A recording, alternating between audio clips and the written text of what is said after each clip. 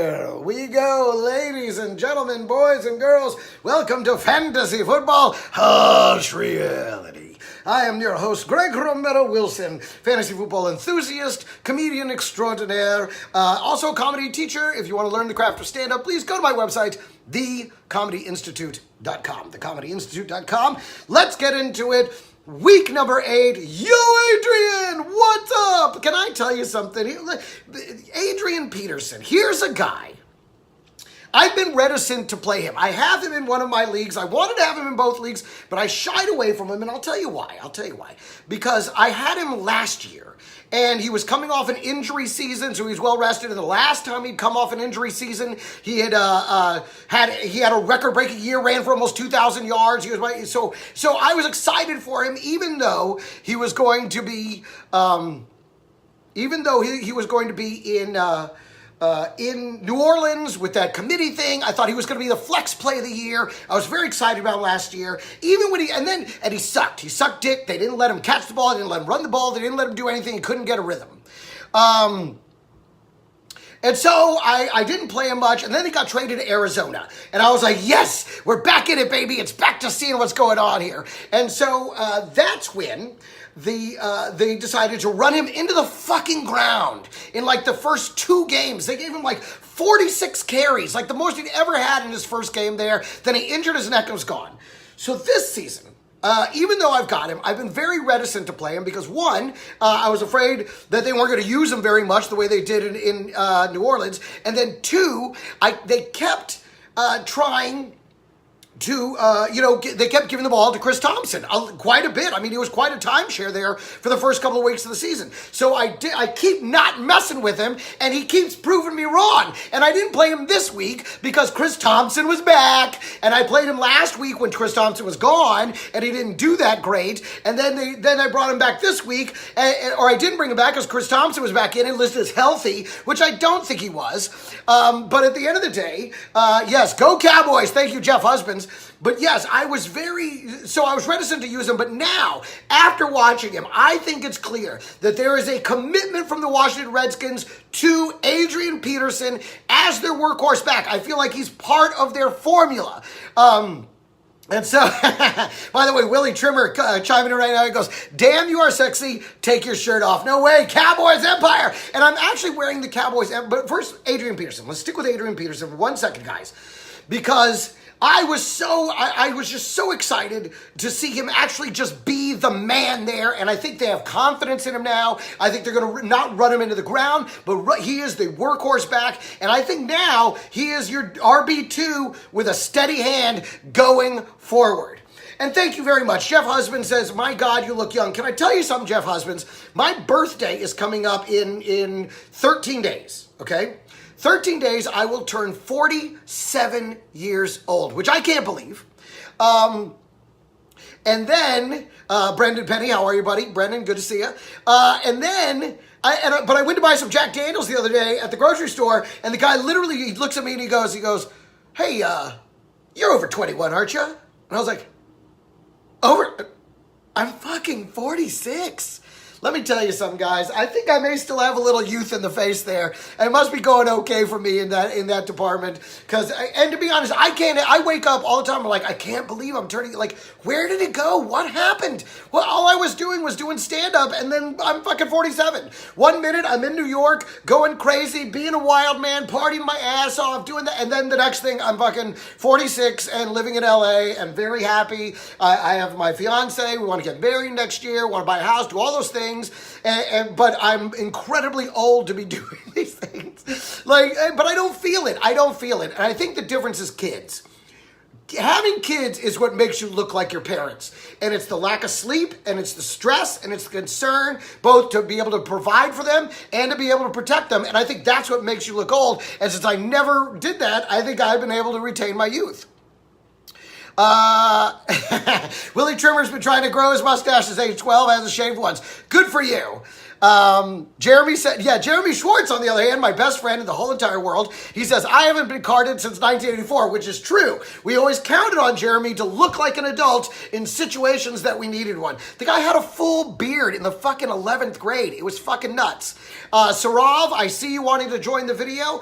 Unfortunately, I'm not set up to have people join the video today. It's something I'm working on. Hopefully on the Thursday, Friday podcast, whenever I do the week 9 preview, I will be set up finally to have everybody who because the problem is I'm also recording the audio podcast, and I've tried doing it with another mic and it hasn't been able to catch the audio from the video segment, so I apologize for that. But thank you very much for watching and being a part of this. And I promise you, coming up later this week, hopefully I'll have the adapter that I'll need to be able to bring in real sound. That way you guys can be a part of it and part of my recorded podcast that I put up on SoundCloud. Be sure and check out the podcast. If you ever missed this broadcast or you don't want to sit through the video, be sure and just listen to the audio on SoundCloud. Fantasy football, harsh reality.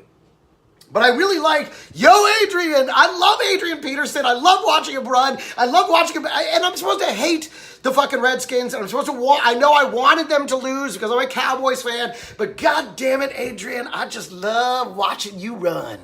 God damn it, you fucking gazelle. I know he's a child abuser. Listen, I'm not here to judge. We all deserve second chances. But beautiful. I just love it, and I love it. Listen, run me to a championship, Adrian, and I really need you this week because Saquon Barkley's on a bye, and he was my go-to number one. So, but a lot of things happened this week, and let's start out with a couple of fuck yous, okay? And I'd like to start out with a big fuck you to the Browns. Obviously, and I'm not the only one. Yes, Dave Kerr, I know you're a big Redskins fan. Congratulations. They look very good right now, but the Cowboys made a big move bringing in Amari Cooper, and don't think that doesn't have anything to do with trying to catch you fools, because it absolutely does, and I think we got the better defense. I would look forward to seeing you guys again later this year. And let me tell you something, I don't know if you guys held on to Amari Cooper. 2 guys that were available on the wire at different points this season because they got dropped. Amari Cooper and Demaryius Thomas. And these 2 guys, listen, don't drop big-name players. Put them on your bench. Bury them on your bench. But the thing about big name players is this: you never know when they're going to turn it around.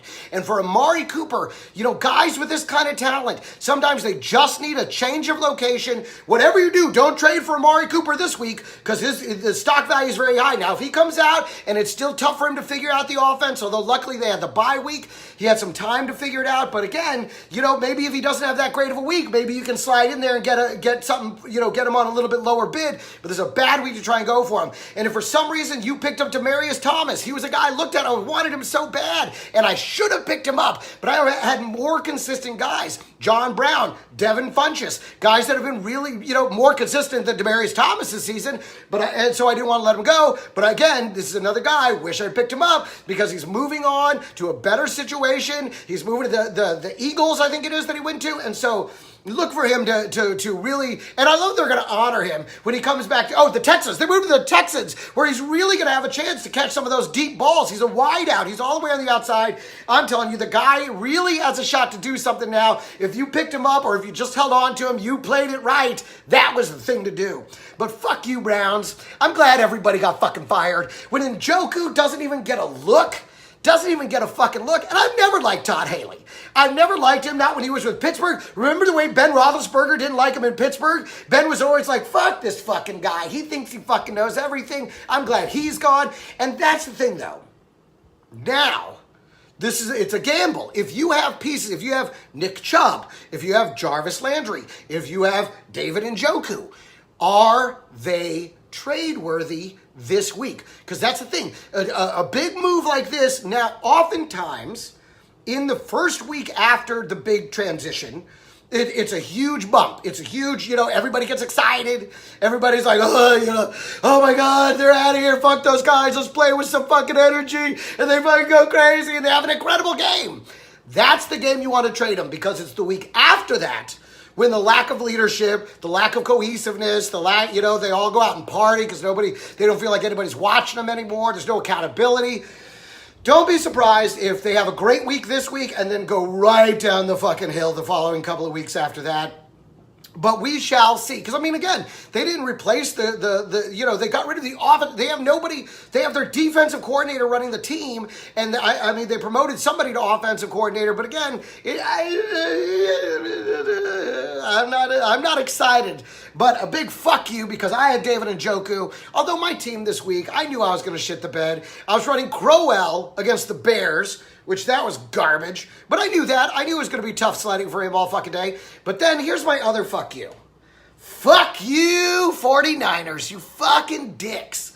Why won't you let Matt Breida just fucking heal? You were supposed to play Mostert, run his wheels off until Breida heals that fucking ankle, and it can be good for you. Instead, you keep putting him out there on the field, and then he comes limping the fuck back off, then he limps the fuck back on, then he limps the fuck back off. Fuck you! Right in the ear, you dumb motherfuckers.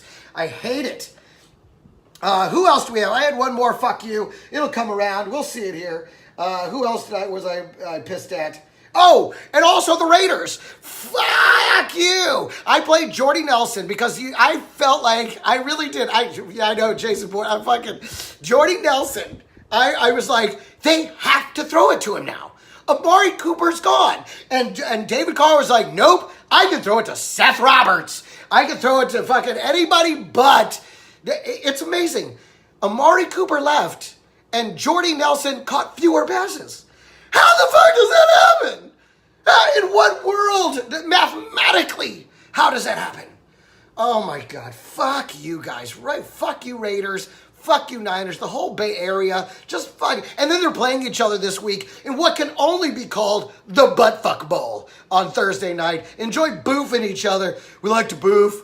We boofed beer. We boofed San Francisco. We boofed the Niners. We're going to boof the Raiders. It's going to be a fucking boof festival. It's the Boof Bowl. The big Boof Bowl, the Yoshinoya Boof Bowl, is this Thursday. Be sure and catch the Yoshinoya Boof Bowl this Thursday night on NFL and unfortunately also on Fox, which cost actors like me 3 hours of primetime television that would have gone probably to my sitcom that I was on, Ghosted. But instead we got canceled because of these shitty fucking Thursday night games, which should have just stayed on the NFL fucking network. Fuck you, Fox. You're getting the Boof Bowl that you fucking deserve.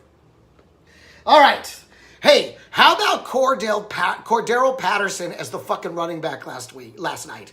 Did anybody see that shit coming? God damn it, this fucking Patriots team, I'm sorry. And that's another fuck you, Patriots. After everybody went out and picked up Kenyon Barner, hoping that he might be the change of pace back, and then you went out and were like, you know what? We're going to use a wide receiver. And not that it's stupid, it's actually genius. I mean, when you look at David Johnson was a converted wide receiver. Ty Montgomery was a converted wide receiver. I mean, and Cordell Patterson did pretty fucking good. He did all right. He had some big plays. It wasn't huge. It wasn't a breakout, but I mean, considering the fact that, it was here. And that was the other thing. It actually ate into James White's productivity, although finally they got James White going in the second half. But you have to admit, it was a lot of fucking bullshit there for a while. It was fucking bullshit. But, hey, and that's the thing. Do you pick up Cordero Patterson now? And to me, the answer is no. Do not pick up Cordero Patterson because I think he's just going to be a spot usage here and there. But we don't know when Sony Michel is coming back unless if you don't have James White, you had Sony Michel. I don't know who else you're going to grab. You probably picked up Kenyon Barney. At this point, it seems like you have to drop him and go with Cordero Patterson. But that earns the Patriots a big old fat fuck you. And can I tell you something else? I'm in this pick'em league where you just pick the winners straight up, no points, and which I much prefer to the points. Fuck the points. I lose on the parlays every week, but I mean some weeks I do pretty good. But man, and Sarav, yes, I see you there. But once again, unfortunately, I am not capable for this podcast of adding people in the video because of the fact that I can't get the audio onto my podcast. So I'm sorry, buddy. Hopefully later this week we can include you. But let's get back to some what did I tell you? What did I tell you guys? I told you I liked McDonald in Pittsburgh. I told you to play McDonald. He had a very good game. What did I tell you about Sammy Watkins? I said Sammy Watkins. You're the guy. I did say you're the guy, but I said play all of them, including Sammy Watkins. Sammy Watkins ended up having a big day. And now that Tyreek Hill is possibly injured in the groin, you know, that's one of those nagging injuries that could stick with him. I hope not, because I really need him on my team. But if you held on to Sammy Watkins, boy, his volume just went up. So, what did I tell you about that? What else did I say? I also, we had another one in here, a couple more. What did I tell you? Oh, what did I say about the Detroit wide receivers? I fucking told you about the Detroit wide receivers, that you had to play them, but you didn't know who was going to be the man. And I said, and it was only going to be one. I said, there's only going to be one. And you don't know who it's going to be? Well, it was Marvin Jones Jr. Now, I'm sure if I were one of those math analytics people, I probably could have punched in the numbers and have been like, Marvin Jones Jr. is going to be the one. I'm not that guy. I'm an at a glance, I'm an eye test kind of a guy, because to be quite honest, I have a lot of other things to do. Nobody pays me for this. I just do it because I fucking love it. But I told you that only one of the receivers, and I didn't know which one, so you had to guess, and sure enough, it was Marvin Jones Jr. making Kenny Golladay look stupid. Golden Tate got traded. You guys see that? I think he's the one I think heading over to the Eagles. So, if you held on to Marvin Jones, if you held on to Kevin Golladay, guess what? Those guys' stock just went through the roof. Particularly Kenny Golladay. I like Kenny Golladay after this trade. What did I say about Sammy Watkins? Let's see, who else? Oh, what did I say about Jameis Winston? Now, see, here's the thing. What happened to Jameis Winston, okay? This is what I was afraid of was going to happen back 2 weeks ago when I didn't play him, last week when I didn't play him, even though he had the better projections than Drew Brees. I was like, I'm sticking with Drew Brees because I knew if Jameis Winston had a poor game, here comes Fitzpatrick, and fuck if it didn't happen. And this was another week where Jameis Winston was projected 4 or 5 points higher than Drew Brees, even because Drew Brees was on the road. And yet I stuck with Drew Brees, and sure enough, they put fucking Fitzpatrick then. I'm done with you, Jameis Winston. I'm done with you forever. I never fucking liked you. I just had to play you that 1 week. Okay, but I knew it. What did I tell you about that? I fucking knew it.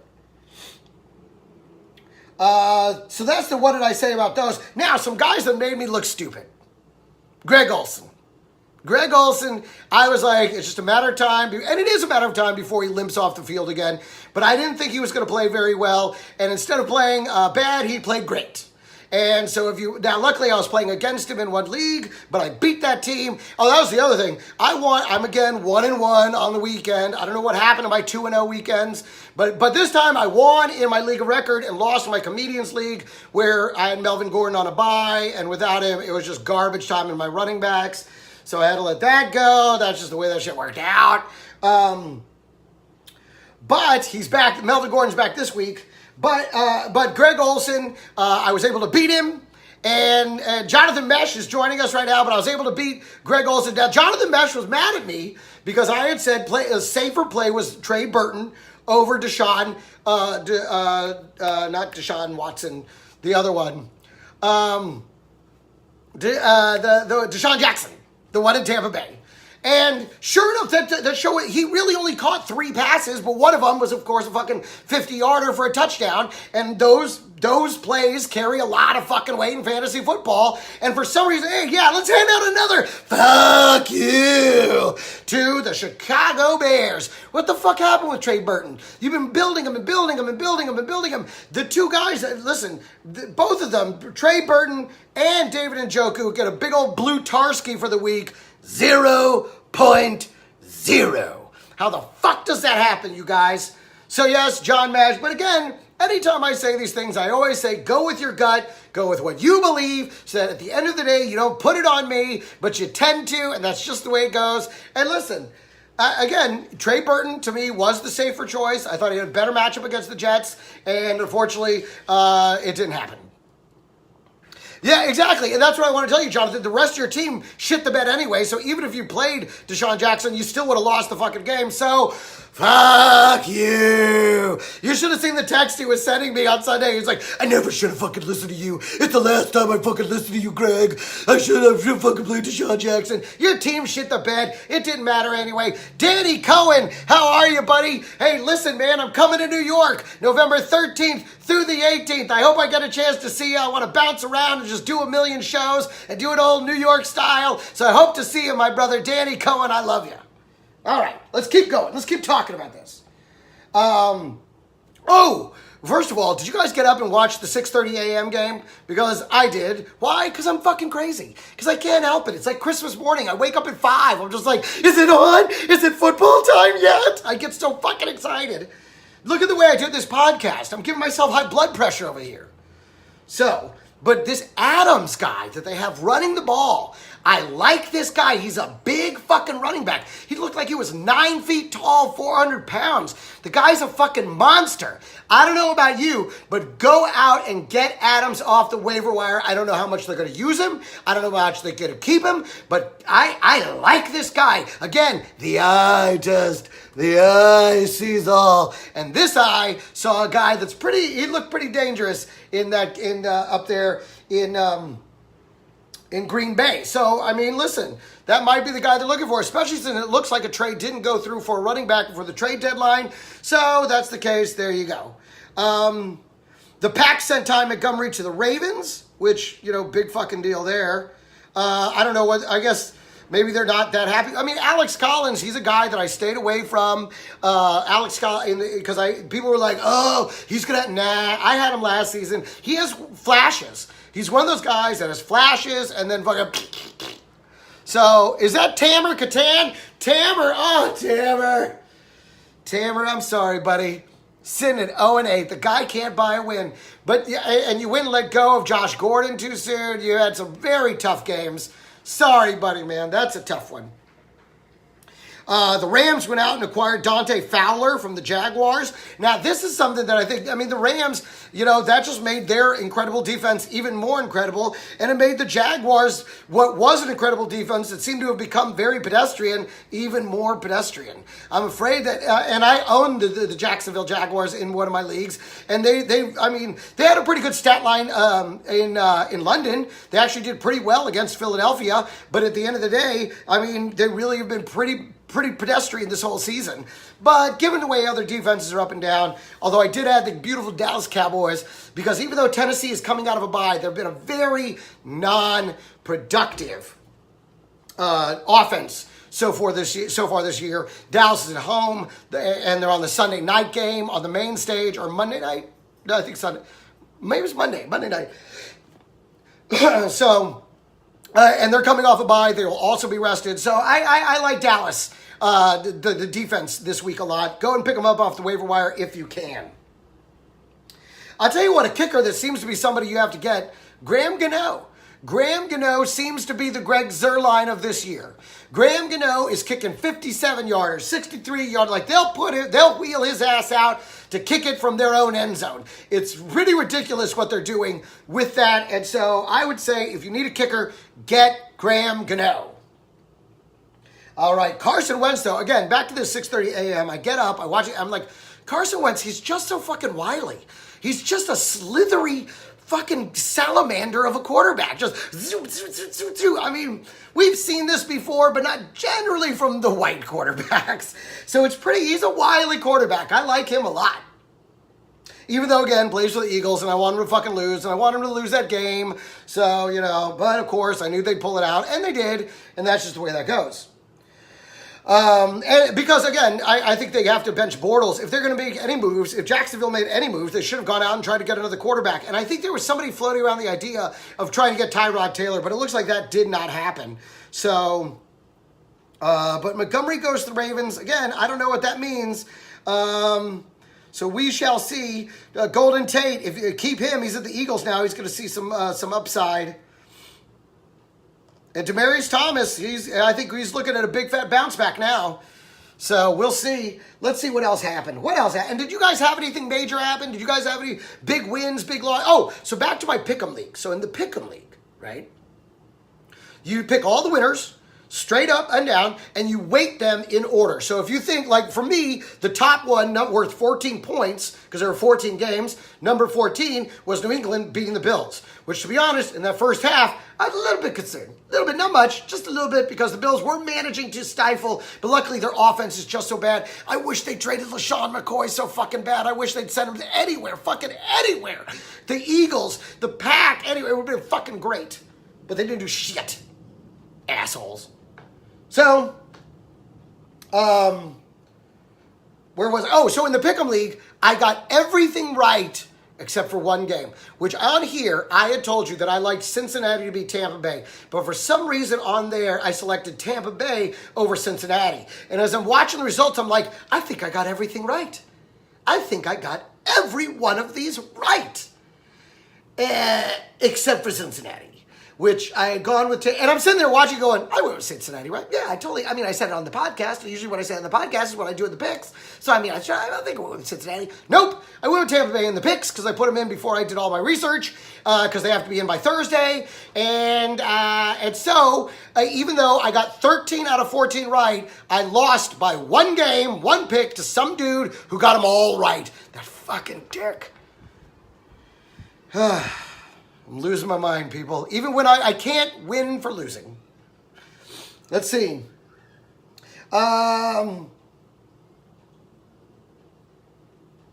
Let's see. Oh, Ed Dixon. Guys, listen, if you need a tight end, Ed Dixon in Seattle, he's starting to turn it up. He's starting to look like he's a real thing. He's starting to look like he really could be a great, the tight end that they're looking for. I know they've got Van Ness. He kind of passer too, but Ed Dixon to me looked like he is going to be the tight end of choice in Seattle.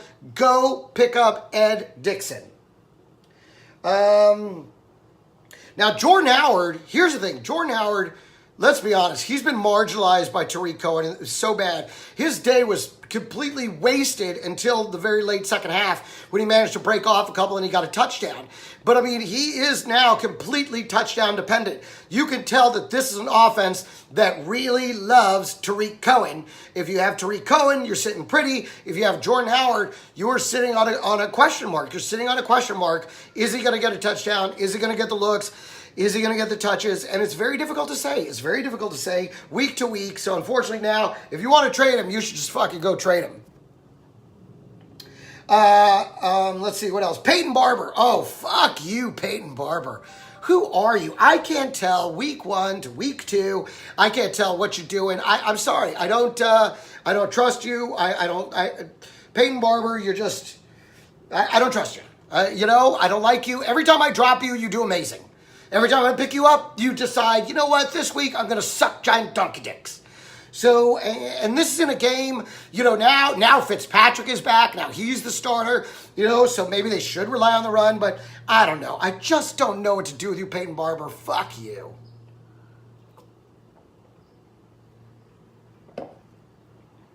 Chris Carson. Okay. Chris Carson, if you held on to him, it seems like now it's clearly he's the man. He's the lead dog that they're going to be going with in Seattle. It's the Chris Carson show. If you have Chris Carson, I think now you can fire him up fairly confidently. It was such an incredibly shitty committee for so long. But, man, it looked like the Chris Carson show the other night versus Detroit. So I think I would stick with Chris Carson. Yeah, he showed up. He looked good. And where is he? Yeah, Seattle over Detroit. That was one of my picks. I knew they'd show up and take them down. I knew that Detroit was going to struggle against it. And again, Seattle defense is a defense that's been on the waiver wire for a lot of guys. I think that's a defense that's starting to get points, starting to turn over the ball, starting to get sacks. Get Seattle's defense now if you need one. I was wrong. Oh, here's another one that maybe I was wrong in the tight ends division all week. First I said Greg Olsen was going to suck. He did great. Then I said play Vernon Davis over Jordan Reed, and somehow magically this week it was the Jordan Reed show. Vernon Davis didn't make an appearance. So fuck you, Redskins. Okay. Then another one that also got me. Trey Burton got me. Vernon Davis stung me. When it comes to tight ends, I was way off the mark last week. And I don't blame myself. I forgive myself. Because it wasn't me. It's the play calling. You know, you think that they build these trends and it seems like they're committing to this guy and then they just go and fuck it all up. So somehow this week, all of a sudden, it's Jordan Reed time. And that's the thing. That's what makes it scary to play Adrian Peterson, because you know I'm going to put him in this week because I have to, because the Giants are on a bye week, so I lose Saquon Barkley. And you know that they are going to play Chris Thompson out the ass because I'm playing Adrian Peterson. Get Graham Gano. Willie Snead. Listen, Willie Snead, even though I have John Brown from the Ravens on my team, Willie Snead is quietly starting to kind of take over a wide receiver 2 spot, but, you know, maybe even wide receiver 1 there in Baltimore. I don't know if you play him yet, but I think you pick him up. I think you pick him up, and I think you hold on to him.